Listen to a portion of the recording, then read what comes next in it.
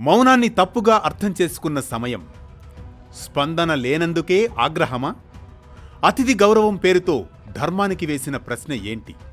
మాటకేనా విలువ? మౌనానికి శిక్షేనా? తీర్పునివ్వడంలో తొందరపడితే జరిగే పరిణామం ఏంటి?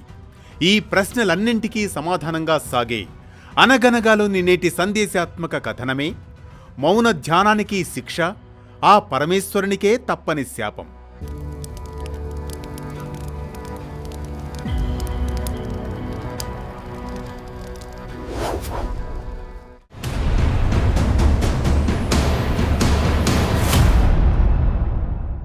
అనగనగా అలనాడు నైమిసారణ్యంలో ఋషులు మహర్షులు భక్తిపూర్వకంగా యజ్ఞయాగాదులు నిర్వహిస్తున్న సమయం.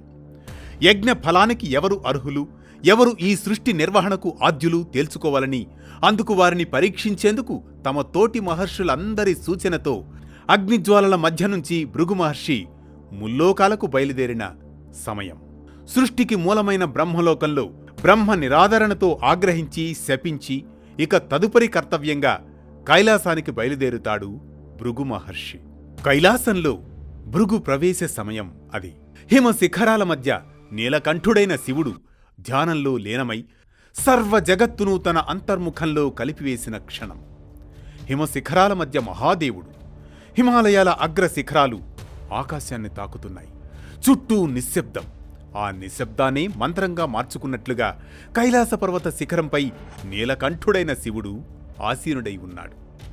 ఓం నమఃశివాయ, ఓం నమఃశివాయ, ఓం నమఃశివాయ ప్రతిధ్వనిస్తోంది. కళ్ళు మూసి శ్వాసలో శ్వాసను లయపరిచి కాలాన్ని కాలంలో కరిగించి సృష్టి స్థితి లయలను తన అంతర్ముఖంలోనే ఆడిస్తూ ధ్యానంలో లీనమై ఉన్నాడు ఆ మహాదేవుడు. ఆ క్షణంలో అతనికి దేవలోకం లేదు, భూలోకం లేదు. తపస్సు చేసే శివుడే కాదు, ఆ తపస్సే శివుడిగా మారిన ఘడియ అది. అలాంటి మహాగంభీర క్షణం. ఆ దివ్య తేజస్సుతో భృగు మహర్షి కైలాస సభలో అడుగుపెట్టాడు. అతని మనస్సులో ఒకటే లక్ష్యం.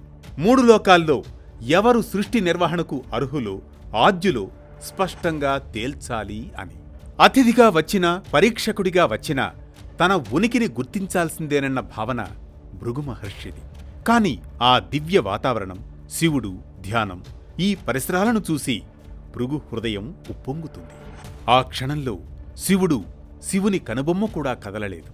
శ్వాస కూడా శాంతంగా ప్రవహిస్తూనే ఉంది. భృగువు చుట్టూ చూస్తాడు. గణాలు, నంది, దేవతలు అందరూ మౌనంగా ఉన్నారు. ఆ క్షణంలో తాను వచ్చిన సంగతిని ఎవ్వరూ గుర్తించరు. అది చూసి భృగు మనస్సు చివుక్కుమంటుంది. ఎంత దైవమైనా వచ్చిన అతిథిని గుర్తించలేరా? ఎందుకు? ధ్యానం పేరుతో కర్తవ్యాన్ని మర్చిపోవాలా? ఆలోచన ఆగ్రహంగా మారిన క్షణం, ఆగ్రహం అహంకారంగా మారిన క్షణం. ఆ క్షణం ఘోరమైన నిర్ణయం తీసుకుంటాడు భృగు మహర్షి. భృగువు ఒక్క అడుగు, మరో అడుగు అలా మహాదేవుని సమీపిస్తాడు. ఇక శివుడు ధ్యానంలోనే, నాట్యం లయంలోనే మనోమయంగా కొనసాగుతూ కనిపిస్తారు. అలా ఎప్పటికీ కొనసాగుతూనే ఉంటుంది. ఆ మౌనం, ఆ ధ్యానం, నాట్య లయలతో అతిథిగా వచ్చిన భృగు మహర్షి వేచి వేచి శివా, పరమేశ్వర, పరమేశ్వర అని పిలిచి పిలిచి వగచిపోతాడు. ఆగ్రహంతో ఊగిపోతాడు. ఆ మౌనాన్ని చీల్చాలన్న ఉద్దేశంతో గట్టిగా, ఓ ఈశ్వరా, వినిపిస్తోందా? ఇలా నన్ను చూడు, వచ్చిన అతిథిని స్వాగతించవా? ఎంత ధ్యానమైనా, నీ నాట్య లయమైనా ఓ ఋషికి నీవిచ్చే గౌరవం ఇదేనా? ఎంత సర్వాంతర్యామి అయినా ఇది భావ్యం కాదులే అంటూ ఆగ్రహంతో ఊగిపోతాడు భృగు మహర్షి. ఆ సమయంలో ధ్యానం నుంచి నెమ్మదిగా బయటకు వస్తాడు శివుడు. కరుణతో కన్నులు తెరుస్తాడు. అతని ముఖంలో ఆశ్చర్యం లేదు, ఆవేశం లేదు, కేవలం అపారమైన సౌమ్యత మాత్రమే. ఇదిగో పరమేశ్వర, సృష్టిని నిర్వహించేవాడివైతే అతిథిని గుర్తించలేవా? తపస్సే తప్ప కర్తవ్య భావం నీకు లేదా? ఇదిగో ఇదే నా శాపం. ఓ పరమశివ, నీవు తపస్సులో ఉన్నా నీ కర్తవ్యాన్ని మరిచావు. నీవు పరమాధికారివి కావు.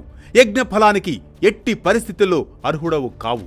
నీకు భూలోకంలో లింగపూజే కాని మూర్తిత్వానికి పూజలు లభించవు అంటూ ఆగ్రహంతో శివుని శపించి తదుపరి కర్తవ్యంగా వైకుంఠం వైపుగా సాగుతాయి భృగు మహర్షి అడుగులు. ఇది మౌన ధ్యానానికి శిక్ష, ఆ పరమేశ్వరునికే తప్పని శాపం. ఈ కథనం మనకిచ్చే సామాజిక సందేశం ఒక్కటే. ధర్మం అంటే క్షణంలోని ప్రతిస్పందన కాదని, అది అవగాహన మాత్రమేనని. ఎవరైనా మనల్ని గౌరవించలేదని వెంటనే తీర్పు చెప్పడం సులువని, కానీ వారి స్థితి, వారి లోకం, వారి లయను అర్థం చేసుకోవడం చాలా కష్టమని. శివుడు మౌనంగా ఉన్నాడు, అది అవమానం కాదు, పరిపూర్ణ దశ. తక్షణ స్పందన కోరుకుంటాం, కానీ లోతైన కారణాన్ని వినాలనుకోము. ఆగ్రహం కాదు, కరుణే నిజమైన బలమని. మౌనాన్ని కూడా వినగలిగిన వాడే నిజమైన జ్ఞాని అని. ప్రతినిత్యం ఓ పురాణ కథనం, సూటిగా, స్ఫూర్తిమంతంగా, సామాజిక సందేశంగా. ధర్మం చెప్పే కథల సవ్వడి, జ్ఞానం చెలరేగే కథన ఒరవడి. అనగనగా అంటూ మళ్లీ రేపు పలకరిస్తుంది ఆరుబయట వెన్నెల్లో జోకొట్టే కథల్లా వేటు న్యూస్.